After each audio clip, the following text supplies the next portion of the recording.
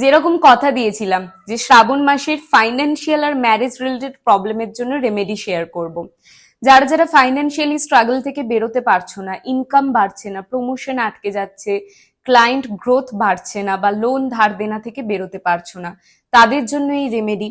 প্রতি সোমবার দিন ডালিম ফল পাওয়া যায়, সেই ফলের শরবত বানিয়ে সেই শরবত দিয়ে রুদ্রাভিষেক করতে হবে। শিব মন্দিরেও করতে পারো, বাড়িতে শিবলিঙ্গতেও করতে পারো।